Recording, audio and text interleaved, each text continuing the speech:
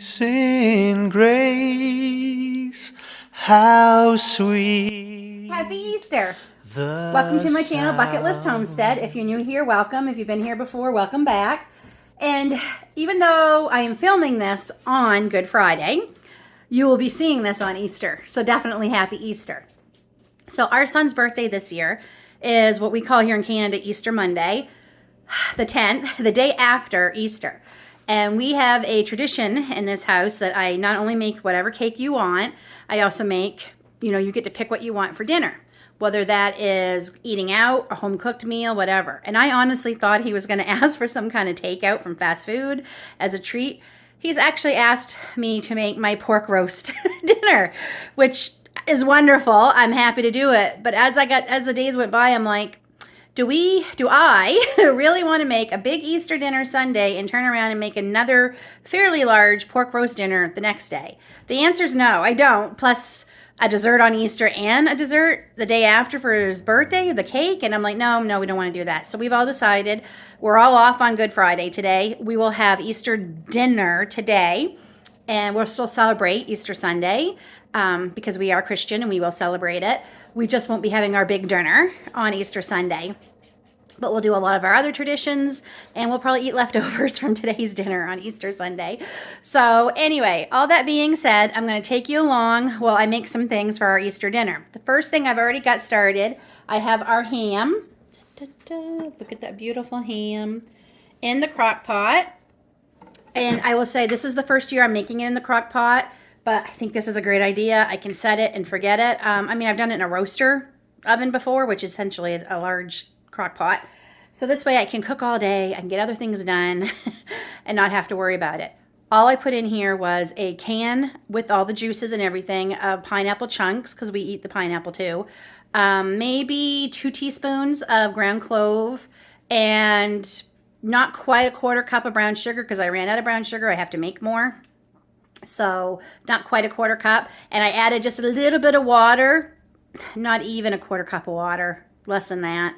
Maybe an 1/8 cup of water, just to make sure there was enough water in the bottom. And that is all I have to worry about. The kids don't like ham like David and I do, so I'm making them a roast chicken in the Instapot later. I'm going to plop that baby frozen in there, and in 40 minutes it will be done. So that I don't have to worry about.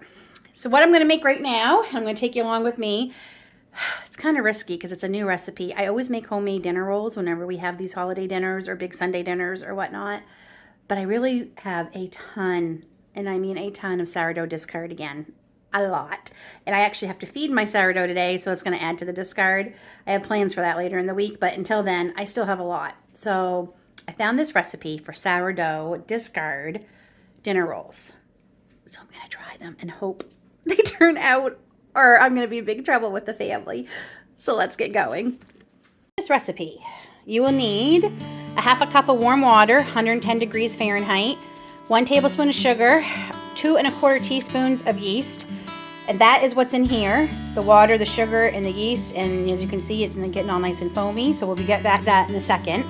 You'll need 3 tablespoons of, the recipe calls for vegetable oil. I don't use vegetable oil, so I just use olive oil. 2 eggs, and look at those beautiful eggs from our chickens. Aren't they gorgeous? A teaspoon of salt, your cup of sourdough discard, obviously flour, and a greased 9 by 12 pan, and I just greased this with my home rendered lard, pig fat, leaf lard. So as I said, the yeast and everything, and it's already been sitting here for about 2 minutes. So now we are going to add the eggs,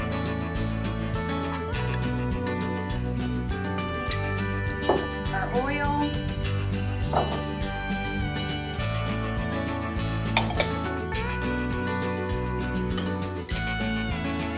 starter, and our salt. I'm just going to mix it on low till it's all combined. Putting our flour, so 1 cup. And the reason we use yeast is because we're using discard, so it's kind of a way of cheating a little bit, so we don't have to use the sourdough completely to get the rise. So I'm just going to loosely do 3 cups because I want to make sure how much flour will depend on your starter, like how the thicker or thinner it is. This was pretty thick starter, so I think I'm going, or sourdough discard, I should say. I'm going to just use 3 cups of flour. That should be good. You might need to use a little bit more. You can always start with just 2 cups and then slowly add another cup, because we want this to be tacky, but it should not stick to our hands. Okay? All right, so now I'm just going to knead this up on low, and I should mention too, I have a dough hook in here. And we're going to let this go for like 7 minutes. So I'm about halfway done, and I've added almost another half cup of flour. So it looks like my starter is going to need about 3.5 cups to get to where we need it to be, and we've got a couple more minutes and then it should be done. So that is perfect. It's coming away from the bowl, and the bowl is sort of clean, so we know that it's done. So I got a little ahead of myself. You are going to need the grease by 912 pan, but that's for later. You're going to need a greased bowl for now. So I just got out some more of my lard and just greased it up. So now we're going to take this dough out. And yes, this is a bowl I got for a steal. It's a Mason Caddy bowl, and I got it at one of our restore homes on one of my thrifting date days with David.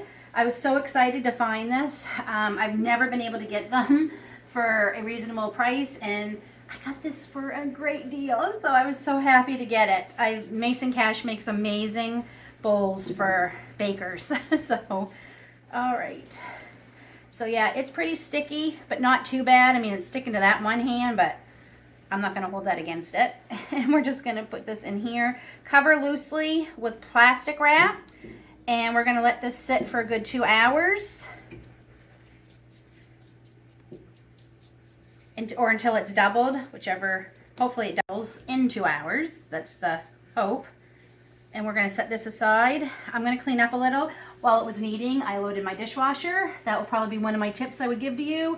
I clean as I go, especially when something like this is going to take a few minutes kneading. And I made sure my dishwasher was empty. I should say my husband made sure for me this morning, so that's all empty, and I was able to put the majority of everything right in the dishwasher. I should say everything. Everything went in there. I am going to wash this up by hand just because I'm going to use it again to make a dessert. So let's hope you rise. Okay, so the dessert I'm making might be controversial for spring, but I'm going to make pumpkin custard. I personally like pumpkin year-round. It's one of my favorite things. I love pumpkin pie. I love pumpkin custard. I love pumpkin cheesecake. I love pumpkin muffins. I love pumpkin. So another reason I want to make this is because I have a lot of pumpkin. I have a lot of canned pumpkin, but I also have a lot of pumpkin still in my freezer from last year that I'll have to be using soon. So, and I also have quite a few cans of evaporated milk. So that's what we're making. It's easy, and I'm pretty sure we all like it. I think even Aiden will eat this, I think.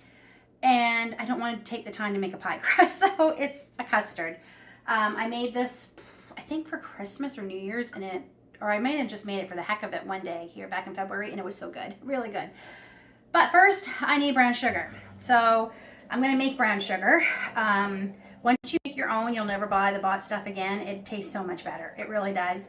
I'm sure you've seen lots of people make it. I'm going to show you anyway, because I have to make it anyway, so it couldn't be easier. So in here, I'm going to add, I need to make a lot, so I'm going to add maybe 6 cups of sugar.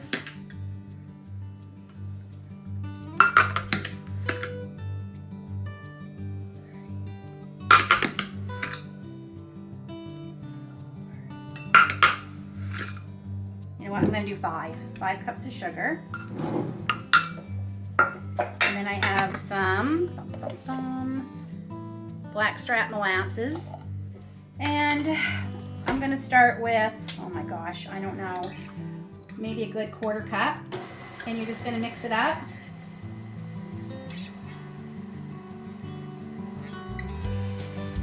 And basically you just let it go until it gets to the color of brown sugar you want. I think we're going to be pretty good here. And man, this smell of this. They need to make a candle that smells like blackstrap molasses. It smells so good. My grandmother actually used to eat this just on bread. Did anyone else? I think she ate the fancy molasses though, like on bread. I can remember her eating it. The smell of it reminds me of her whenever I think it. Anyone else do that? And yeah, I think we are good. So that was about a good 1/4 cup. I have enough left here to do another batch of brown sugar, so that's good. And that's easy. I said you'll never buy brown sugar separate again. You know, especially because I always have regular sugar. I also use organic cane sugar, which is not bleached. It already has a darker color, which helps too, I think, in making the brown sugar. Some people even just use organic cane sugar in place of brown sugar. My mother thinks it does taste molassesy. I don't taste a difference. To me, it tastes like sugar. So that is a beautiful color. Picture that. Can you see? That's what we want. So I'm just going to get this into my container and then we can start on the pumpkin custards. Okay, so for this recipe, you're going to need 3/4 cups of pumpkin. And the can is more, but what I do is I'm going to freeze the leftovers right here in ice cube trays. And then that's probably roughly about 2 tablespoons of pumpkin. So that's what I'm going to do with that. Anyway, so 3/4 cup of canned pumpkin, 2 large eggs, 12 ounces or 354 milliliters of evaporated milk, brown sugar, cornstarch, cinnamon, ginger, and vanilla. Okay? And then you're going to need some kind of ramekin. I have 2 hearts. I have these 2. And if I still have too much custard, I have Christmas ones I can always put the extra into. But last time these made 4 perfectly. And there's 4 of us, so that's perfect. So everything is going to go in here. We're going to whisk it all up. Pour them into here. My oven is 350 degrees, already preheated. So I'm going to mix this all up, get them into here, and then I'll show you the next step. Correction. All the wet things go in here with the pumpkin. I'm going to do the brown sugar and the cornstarch, the spices, and the salt. Sorry, I forgot you're going to need salt too. You're going to put all of them in a separate bowl, whisk them all up, and then add them to the wet mixture.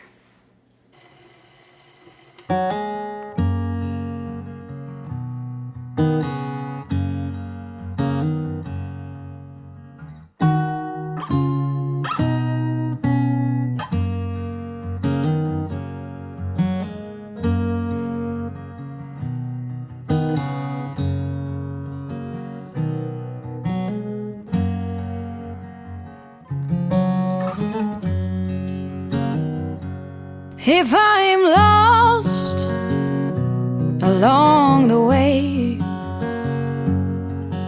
if I wander off onto a different trail, will you forgive me if I fail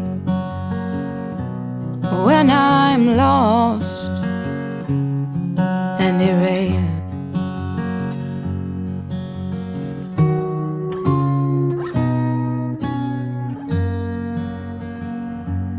If I cry when I'm blue,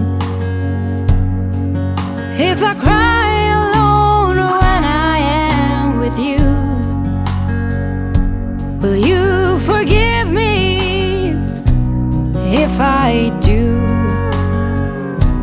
If I cry when I'm blue, through wind and through rain, through trouble and pain. Okay, so I have these in, I think this is a 9x15, and you'll see you're going to want to, I do it now because we're going to fill the casserole pan up halfway with warm water before this goes into the oven. And no, they're not greased. They weren't greased last time I made them and they were fine. So I think we're gonna do perfect with the amount. Yep. So these are roughly 3/4 cup dishes, 3/4 cups worth. So we're gonna put some warm water. I'm just gonna fill it up halfway. We're gonna throw these in the oven and they're gonna take anywhere from 40 to 50 minutes. Forgive me tonight if I'm wrong, and you're right. Through wind and through rain, through trouble and pain, if ever my heart strained, will you pull me through like you always do? When So the custards came out a few minutes ago, and I put them on a rack pretty quick. You don't want to leave them in the water for too long. And mine took literally 40 minutes. So definitely less time, and then you can always add more time, but you can't take it away. So those look good. They're going to be topped with whipped cream later. We are ready to start the chicken. So this is, you see, very frozen. Can you see the ice? And I'm just going to pop her in there. Chicken broth, a little over half a pint.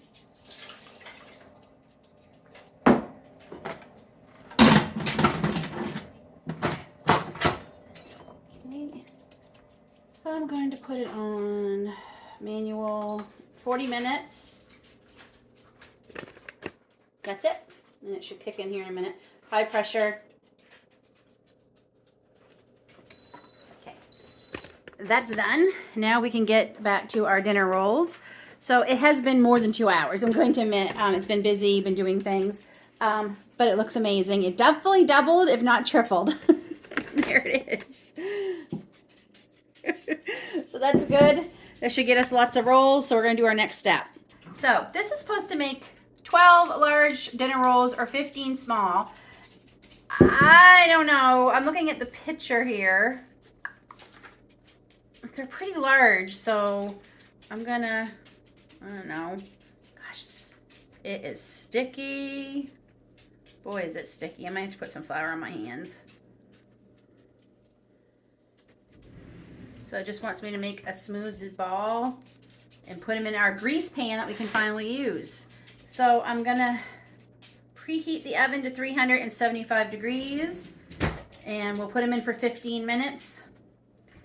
And probably it might take 20, but I'll put them in for 15. We'll see how many this makes. Well, I got 12, just like the recipe said. Yeah, so I got 12. So it deflated a lot once I started grabbing it. So now I just got to cover this again. I'm just going to use the same plastic wrap, and until they're doubled. It shouldn't take long. And then into the oven for 15 minutes. Our dinner is pretty much ready. Show you the rolls. They turned out, they look and smell amazing. Quite the angle, sorry. Mine took 30 minutes. I did take them out after 20, thought they were done, but they weren't quite brown enough on top, so I double checked one, and it was pretty doughy. So I put it back in for another 5, so about 30 minutes. Our ham. David's been going crazy smelling it all day, so we've already got some carved up in here. These are the best scallop potatoes ever. They're so good. The kids' chicken. We've got some carrots, and I also heated up some green and yellow beans from the garden last year. And we are pretty much ready to, the kids have just heated up their rice. We're pretty much ready to eat our Easter dinner on Good Friday.